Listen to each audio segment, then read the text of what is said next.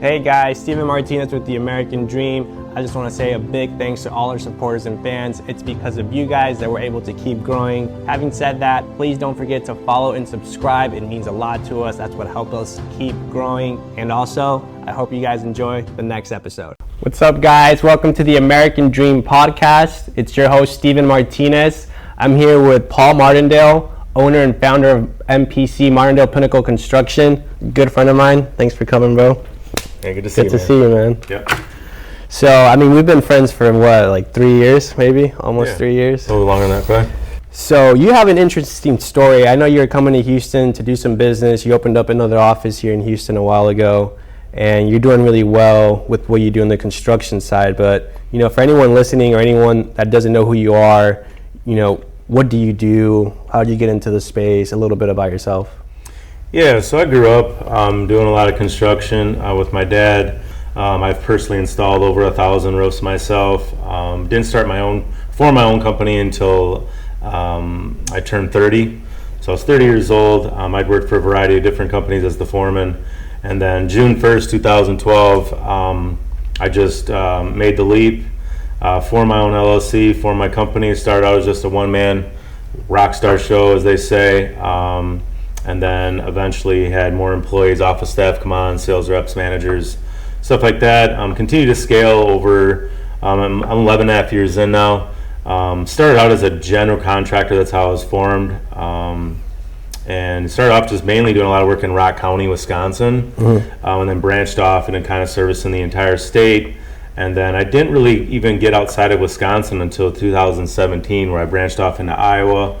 And that ended up going into licensing in Illinois, I think was the next state I got licensed in, and then Minnesota, and then Nebraska, South Dakota, North Dakota, and now I just made the leap and set up an office here in Houston. One of my mentors, Steve Rosenberg, he lives here. He's got quite a network down here, and I just believe that it was a good deal for me to set up an office here and can kind of continue operations down here. So also it doesn't get cold like it does. Yeah, it's cold up there. I remember when I came to visit you. It's freezing cold up there. So I like to get out of the cold in the winter. It's right around Christmas time. It's time for me to pack it up. I do a lot of my vacationing anyways in the winter, so I just knew it'd be a good bet. I'm in the midst of closing on a house down here also. So just to set up an office here and can get some operations going down here, so either me and or my team can come down in the winter and work throughout the winter too. So yeah, basically a general I just specialize in exterior renovations and storm restoration. The storms are getting worse and worse every year, bigger and bigger every year. There's definitely a need for companies like mine to come in after a storm hits, basically to help the local guys out. There's just not enough manpower by the local guys to handle all the storm damage in the area. So that's where we come in. We work with all the insurance companies very well. We also know how to supplement, write estimates correctly, scope properties correctly for damage, and then expedite repairs. So absolutely. Now, I remember when I first met you, it's funny you mentioned how you get into the industry, and everyone has different stories on how they get into the industry. Mine was meeting Anthony at a bar at 1 a.m., right? So you know, that crucial moment and pivotal moment of me going to school, me doing my MBA, and going out for my buddy's birthday, and then networking and realizing the opportunity that is on the table and taking advantage of that. What do you think in terms of the success of your business that networking has to be in terms of how successful you are? Is networking important or is it not? Yeah, networking is very key. You mentioned Anthony. I mean, I wasn't really going to too many conferences. I was really focused on just me and my local team and stuff like that. But networking, it's once you come to those conferences like Anthony had to win the storm. I've been going to that for 6-7 years now. Main way, the biggest thing I take from that is the networking. Yes, you can learn some valuable knowledge there on new products, new stuff like that, but the networking is priceless. I've made a lot of very key connections just going to that one event alone.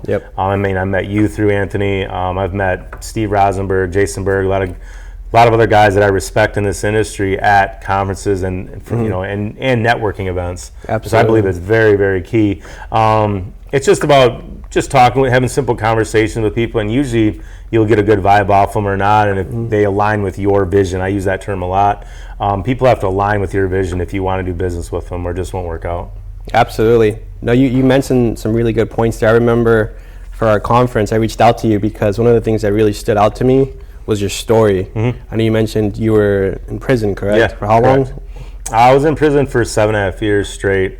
That was the last time when I was in my early years, early 20s, getting into a lot of trouble. I'd went to jail, did some little bits here and there, some 30 days, I think the one I did 8-month stint.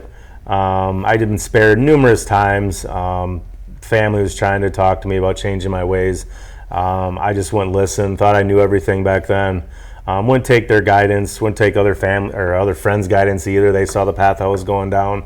And so it took that one really big hit. I was drug dealing, gang banging, doing a lot of ruthless stuff. And it took that one big hit, 7.5 years.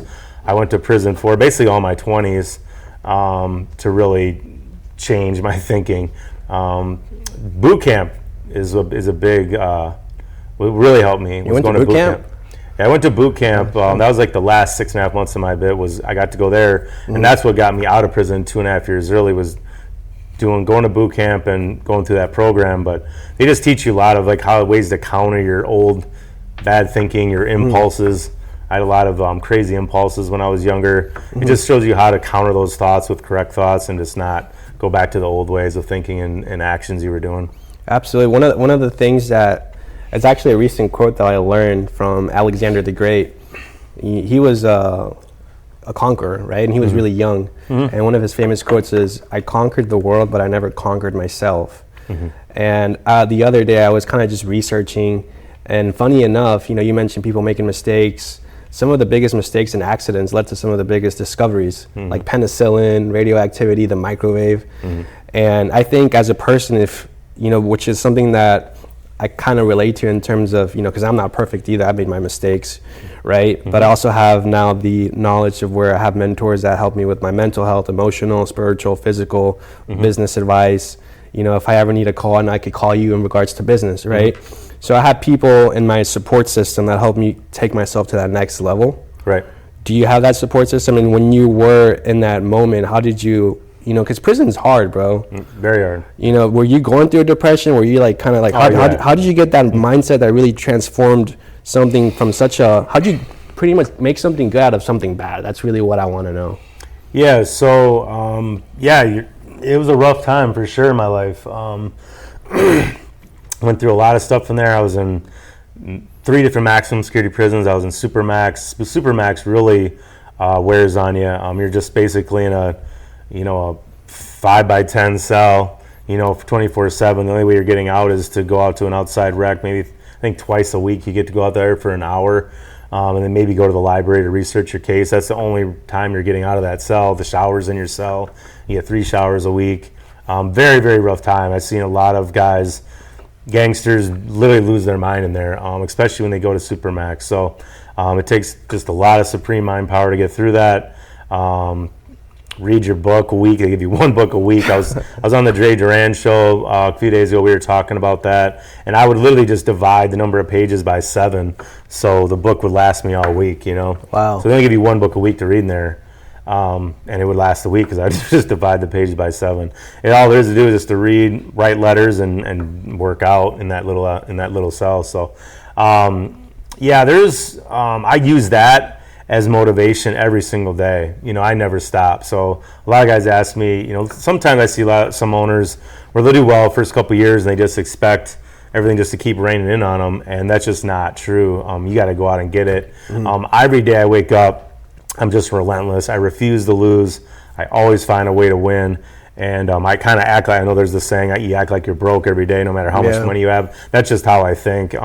Nothing's going to stop me. I'm going to find a way to beat whatever's came up today. And I get hit with a lot of stuff even every single day. Yeah. You just got to find a solution to it. So a lot of people I see online or whatever, they're spending too much time dwelling on the negativity and then broadcasting on social media instead of when they could have already found a solution to it. So that's what I always recommend. Find a solution. There's always a way to beat the obstacle in front of you. You just got to find a way. Absolutely. And I love how it's kind of like an underdog story. People weren't necessarily rooting for you, right? Because you're at a low point in your life. And then you went from pretty much being in prison to running a $20 million company, which is really impressive, by the way.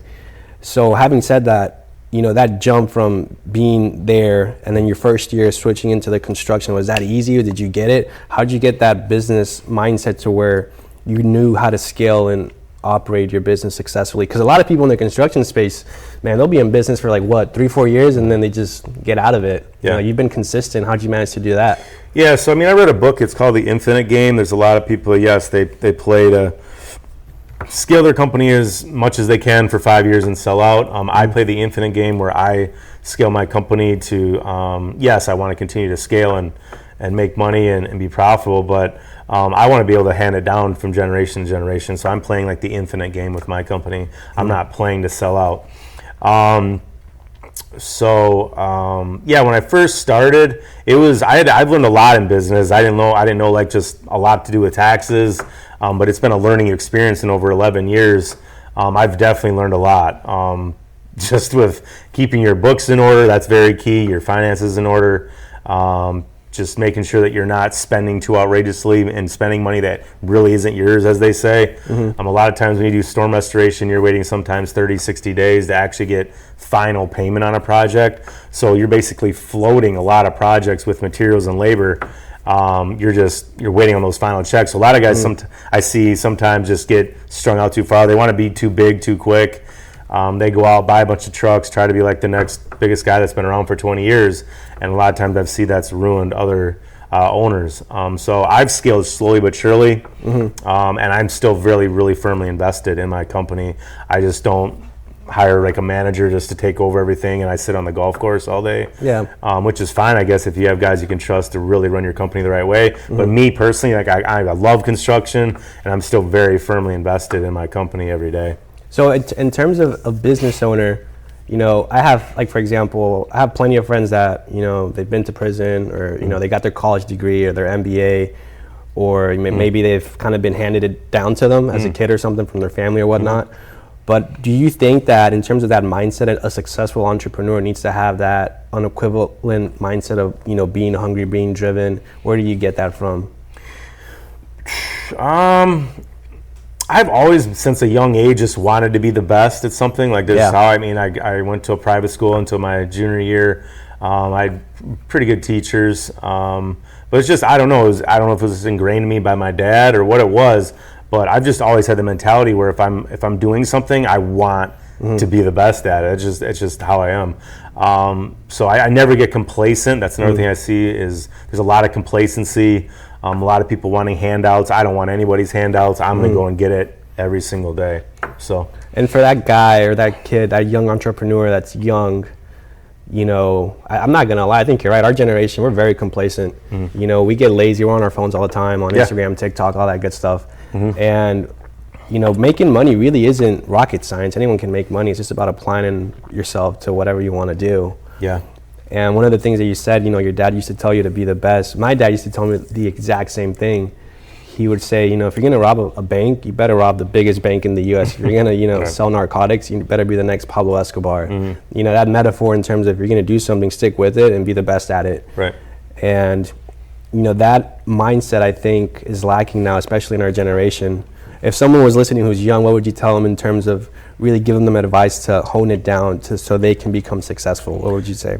Yeah, I would say, success usually doesn't happen overnight, I guess, unless you win the lottery or something crazy like that. Yeah. It's a lot of hard work, day in, day out.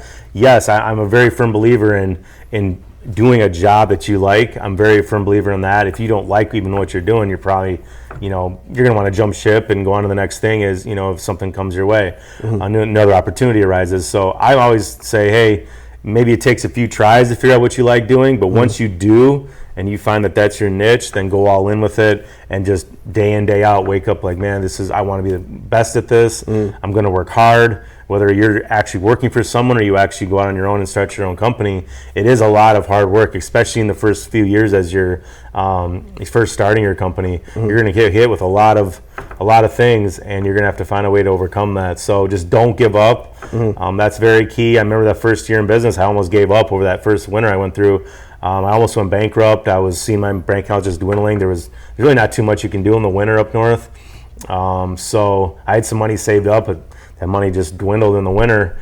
and I was about to just maybe dissolve my company and go back to being the foreman of another company, and luckily I didn't do that. I stuck it out, and the first big job I did the following year was a church, and then it just kind of steamrolled after that. So yeah, one of the things that I like about your story and who you are as a person, I know I've known you for time, and your mindset and all that, is just the way you're driven in your routines. You have a really strict routine. How's your day-to-day? Tell the viewers, what do you do? Yeah, I mean, it varies. Like spring through fall, I try to get up in the mornings and hit the gym. That kind of varies depending on my schedule. Sometimes I need to, if it's a new storm, I like to get out, train my new sales guys. I like to do quality control with my crews even. So sometimes I can't work out in the morning, but I like to work out in the morning, get that out of the way. I've been even actually trying to get into the office more than I used to. I hate being in the office, but I'm seeing that I need to be in there more. So I try to be in the office at least Mondays and Fridays now. And then maybe Tuesday, Wednesday, Thursday be out in the field is what is my schedule now. In the winter I have more time to work out, but I love working out. I believe that for me that's the number one thing that gets rid of stress and gets rid of my anger and negativity, is just getting a good workout in the gym and release those endorphins. How important is it to be hands-on with like a company? Like, it's funny you say that. So there's different types of businesses, but at the same time, I think companies and businesses have the same systems. Like everyone has, their sales, their marketing, their production, their quality control, their HR, their admin. In terms of the back end stuff, obviously sales, not speaking more of a business perspective, sales is important because it's revenue for the company. But how important is it for the owner to be hands-on with, the admin stuff in terms of the back end processes? At the end of the day, I mean, the owner still needs to make it clear, what he expects, I used to, when training the office staff, I would just say, hey, which actually I believe isn't wrong. I have a training platform you can use, and watch the videos, and here's what needs to happen. But I still, not even just the sales team or labor crews, I still have seen that I still need to have sit downs with even the office staff and just kind of really break it down of what I expect from them and what their job titles entails, So enabling like key responsibilities, duties, having everything separated, so your sales guy's not doing 5 positions at once. You nailed it down to where everything's more specific and structured for the company, essentially. Right, exactly. And then in terms of, I know you mentioned previously, going all in. What if that, there's a saying, what's that saying goes, don't put your eggs in one basket. Would you say that's something feasible? Would you recommend that? Like, I think you should go all in. That's my my way of thinking. That's why I was able to create what I've created. But would you say the same, or would you say, don't go all in, maybe have a plan B or a plan C? Did you have a plan B or plan C when you were starting up? I mean, I knew that I could have, if something were to ever blow up in my face and I wasn't getting the sales initially, or I knew I could fall back on going right back to work for, there are numerous companies that would have hired me just because I'm very good at roofing, so I knew I could fall back on that. But it was sink or swim. Like, it was a time where I did like that fallback. When I first started forming my company, it wasn't just I was like all in with my company. It was I was still the foreman of another company. Oh, really? And so I basically worked out a deal with him that said, if I sold my own jobs, could I still come in and like be the foreman of his crew to do the work on those jobs? And that's kind of like the agreement we had. And then that worked. That kind of worked out for about a month. And I bought a truck, and then I put some magnets on it with my company decals. I was going to his sites with those magnets on, and that just really didn't fly for too long. He goes, man, this isn't your site, this is my site. Yeah. And so that didn't fly, and pretty soon he just said, hey, we can't have you work here anymore. And right then after that, it was basically a sink or swim. And then I wasn't even into storm restoration. It was all retail, strictly retail I was doing at that point. So how I got all 30 of my projects in 2012 when I started my company was just driving around Rock County, and looking at roofs, and if I noticed that you had an old roof or missing shingles, stuff like that, I would just cold call you and ask you if you needed a free estimate. Most people they'll accept a free estimate. So I'd measure the roof out on site, I'd give them a free estimate. A lot of people just go with me because of that. They saw I was a new company, they saw that I was very knowledgeable on roofing systems and just everything that went into it, and they would just to choose me to do the work. So for someone that, obviously there's hiccups for any business the first year, but for someone that starts and they're interested in coming into the construction space and they want to know, what to expect, how do I create something not knowing what I'm really getting into, what do you recommend for them in terms of them starting their first construction company their first year? Yeah, I usually would recommend definitely having like a one office person. You know, when you first start, I don't think you even need more than one. Just one person in the office. They do like your printing off, just like all your. Even to this day, I like to have two different sets of files. You know, one digital and one hard copy. I still use hard copy files to this day. So I've seen too many things with things online getting frozen or just not being able to use it. So I still like to have that hard copy file also. So. You could have the office staff just simply printing off like all your invoices, making phone calls for you, hopefully train them on estimating, invoicing, AR, AP, stuff like that. That's what they could be doing, that one person initially, until you start to get bigger, and then you need to hire more people to have them specifically do those roles. But usually when you first start, you probably just need one person in the office to do that. That would take a lot of the load off the owner doing all that stuff, so he can focus more on basically going out, training the sales team, making sure the labor crews that he's using until he builds like a rapport with them and can start to build trust, making sure that they're just adhering to your standards basically. So the main thing the owner I think should be involved in year one would be getting a sales team set up, making sure that they're following his standards, then the labor crew too, and the office staff can work more, train them, one person, to deal more with the back end stuff, the printing off, getting the files in order, AR, AP, stuff like that. And in terms of marketing, I remember when I came to visit you during that hailstorm in Minnesota and Wisconsin, we were there. That was a good one. I think you probably might have one of the best brandings in terms of attention. Let's put it that way. The trucks, the logos, it's all very eye-catching. Yeah. That's what everybody says. So. What do you think is the importance too of that? And I get it too, but for someone listening, you know, maybe they have the concept down, but you know, like at the end of the day, if you have a restaurant and you have the best food but no one knows about it, you know, you're not going to really do well. So marketing is everything. Explain marketing in your space, in your industry, and how well you are at doing it, because clearly you're very well known for that. You know, stands out, the pyramids, all that. What's behind that? Yeah, so it's crazy. It's just how it came with the acronym MPC. When I first formed my company, it was originally just supposed to be Pinnacle Construction. Well, when I formed my LLC through LegalZoom, they notified me that name was already taken. So I basically just added my last name in front of the Pinnacle, and so it was Martindale Pinnacle Construction. So initially, all my trucks would have that whole long, it's a long name, Martindale Pinnacle. So it's like, I think it was like year 3 or 4 is when I switched to the acronym on all my vehicles. And it really kicked off. It's a lot shorter, but it does stand out. You just got the 3 big letters. I'm a very big believer too. I was taught when I was coming up that you should have a solid logo. That's what people are going to remember you for. It's just very recognizable. So the reason I chose the pyramid was what's the longest standing structure still left on Earth is the pyramid. So basically the analogy is we build stuff that lasts. There's a lot of contractors that I see that just don't really take too much pride in their workmanship, their quality materials, stuff like that. I'm very focused on my team, sales reps and all that, pushing best materials, best warranties, best quality workmanship. So that's why I got accredited with GAF. We're Master Elite with them. We push the Golden Pledge warranty on every project that we're on. So it's just another way to help the customer out. So, but yes, back to your point, I'm very big on having a slogan, a vision statement, a good name, and then a good the pyramid.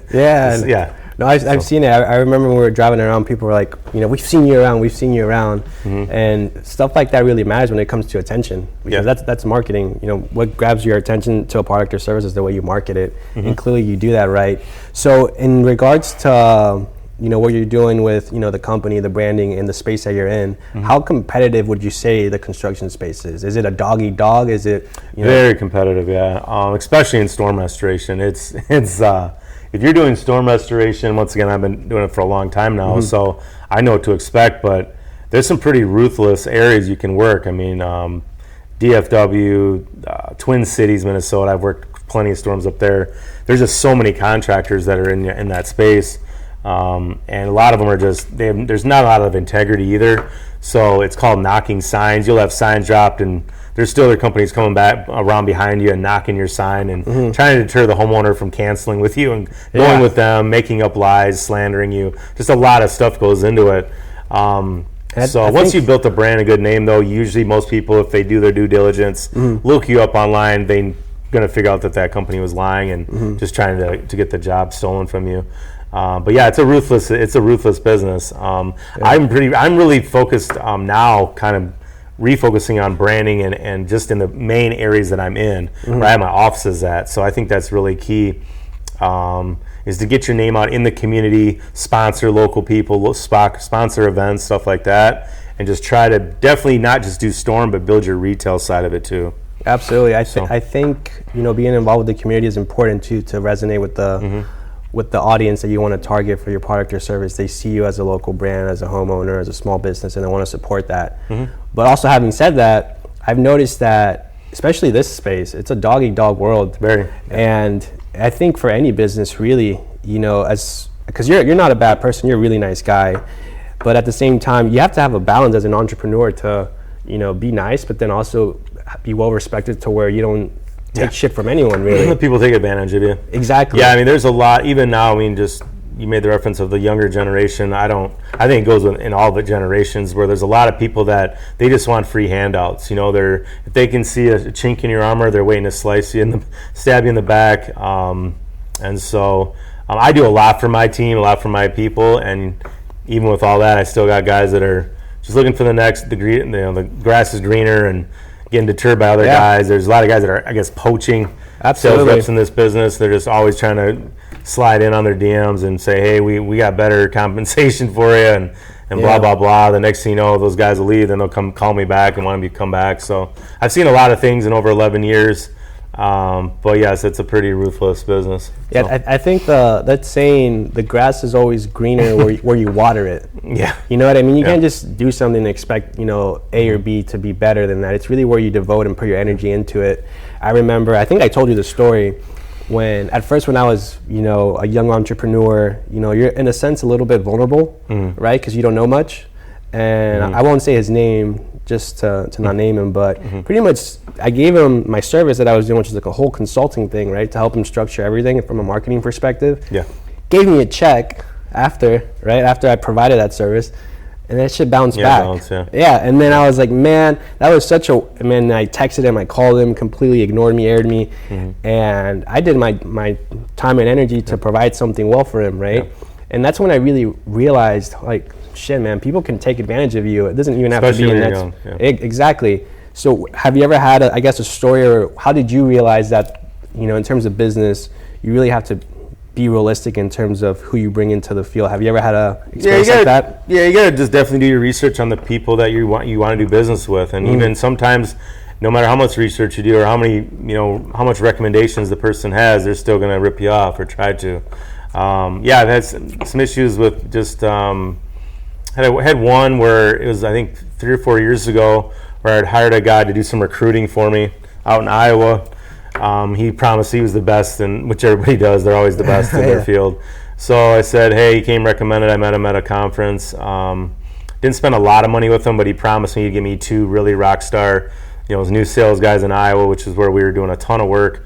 I needed more manpower out there. So I paid him some money, and he didn't live up to his thing. He just stopped answering phone calls, texts, stuff like that. So I kind of had to blast them on social media and just warn other guys not to use them. But it happens. No matter who you are, it's going to happen to you. Yeah. You just got to find a way to not dwell on it and go out and make more and focus on you and what you can handle. So, yeah. Absolutely. No, it's definitely lessons in terms of. One big thing that I would recommend is whether it's call centers, recruiters, marketers, whoever you're doing business with, I would start off always probably like a low dollar amount with them, and just to kind of like as a test, a trial run, bet test with them and see if they really live up to what they say they're all about. If it goes well, then maybe pump some more money and do bigger things with them. But I'm always a big believer in just starting small. If you don't know the person, especially, just do a small amount with them, see if they produce for you. Yeah. If it goes well, then go higher. And I think too, you kind of just made me realize something. You know that saying, like, one bad apple ruins the bunch?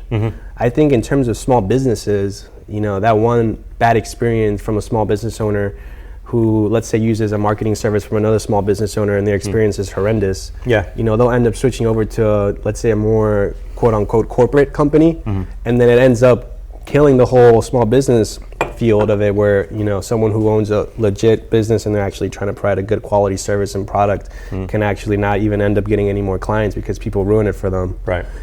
Yeah, I mean, you can't let just one person or one company's actions deter you from ever using that kind of a, vendor again, I guess.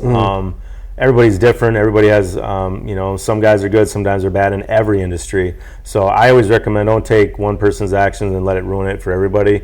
Still do your research and still do business with people. Once you feel them out, you've, been engaged with them for months, if not years, and you've never seen them, do something wrong or something like that, rip somebody off, then why not do business with them? So, absolutely. Yeah. So what do you have, I guess, what's your 5-year plan from now? If people say, hey, Paul, what do you see yourself in 5 years? Yeah. What's your goal? 5-year plan. I mean, the biggest goal right now I have is to be in all 50 states, MPC, in brick and mortar offices in all 50 states by 2030. That's the goal right now. So I'm in the midst of franchising. I had this same conversation with Jay Duran a few days ago where he asked me what was going on, and my company's being restructured right now as we speak. I'm going to be operating as a franchise. So I'm currently licensed and operating in 8 states. That took 11 years. It burns you out, it really does, going through employees, stuff like that. That's a whole other story in itself. So the only way to compete against these billion-dollar platforms that are getting rolled up by these equity companies is to basically franchise. So I still want to be in firm control of my company. I don't want to sell out to a bank.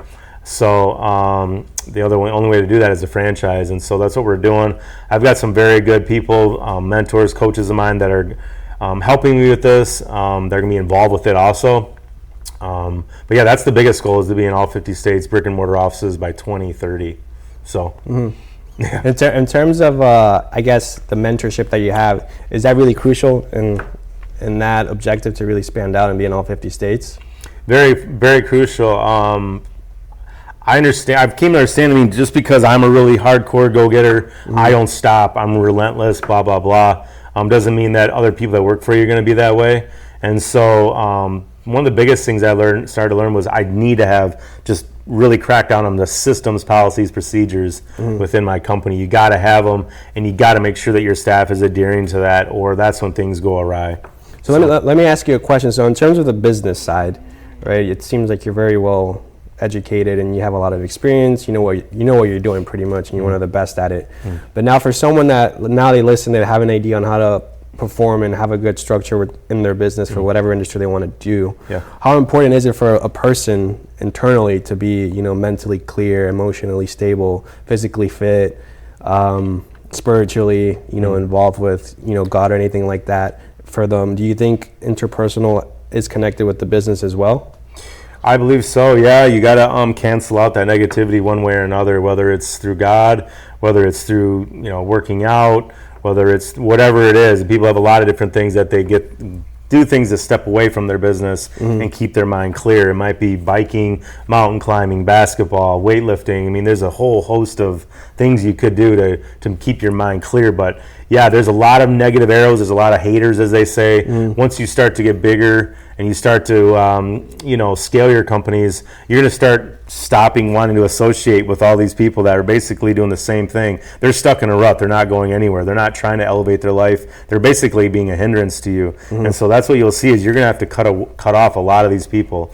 A lot of these so-called friends of yours, they do not want what's best for you. They just want to sit around, party, drink, go to the same bars every week. You got to cut those people loose and say, hey, if you want to elevate with me and go to the next level or levels, then it's time to cut off all the nonsense.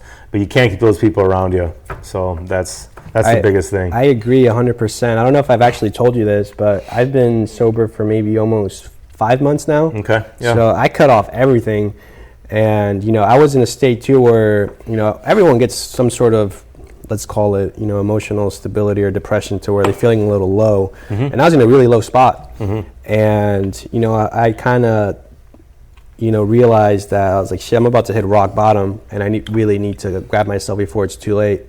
And I cut off everything, and then the moment I became sober, everything just started to fall into place again. Right. And that law of attraction is serious. Yeah. It's crazy because, like, when you're doing bad things will happen. Oh, 100%. Right, of course. Yeah. But then also, if you're doing good things and, you're stabilizing yourself to become a better person internally, everything starts to just change. And it sounds cliche. 100%.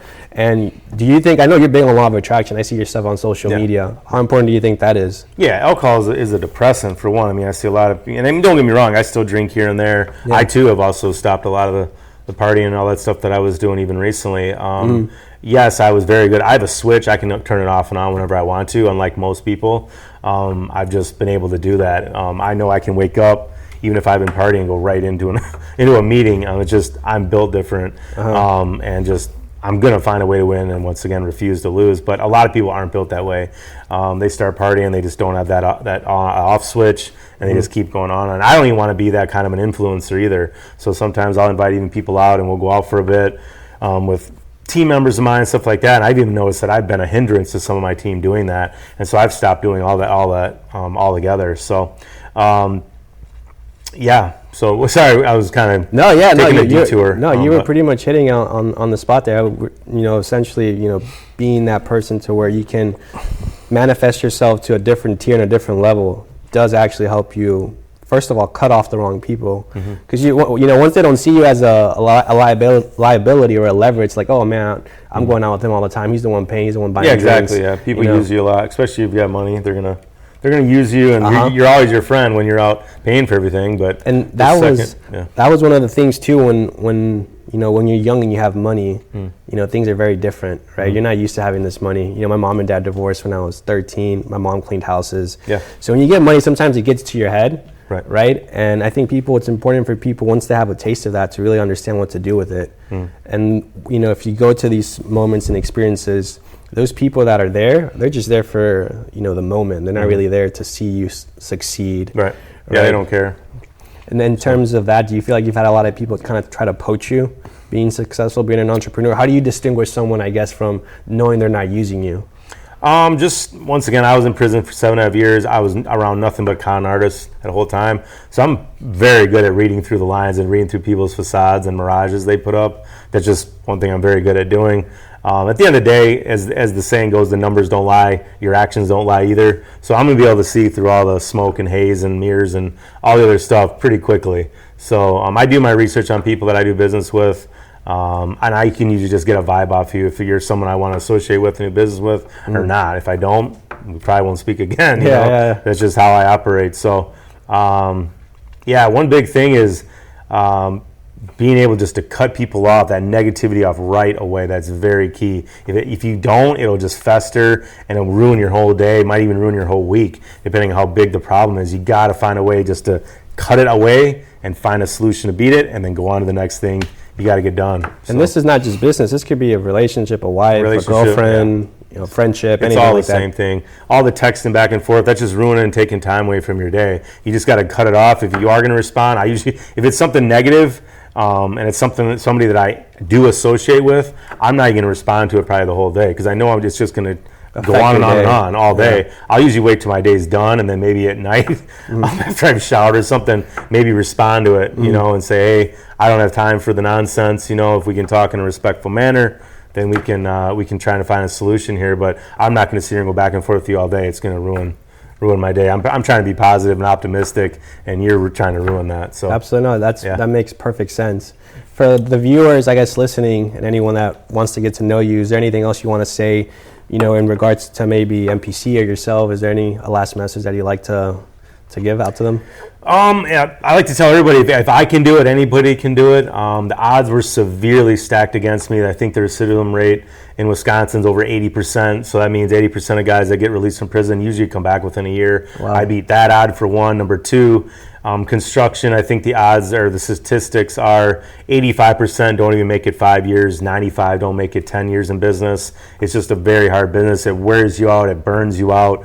There's numerous reasons: lack of capital flow, lawsuits, just so many reasons why people don't sustain themselves in this business. And I've made it now over 11 and a half years. So if I can do it, like I said, anybody can do it. You just got to work hard, persevere, and go all in with it. Absolutely. Well, Brother Paul, I appreciate you guys. Hey man, good seeing you. Yeah. For you guys tuning in, thank you so much. I'm your host, Steven Martinez. I'll see you soon.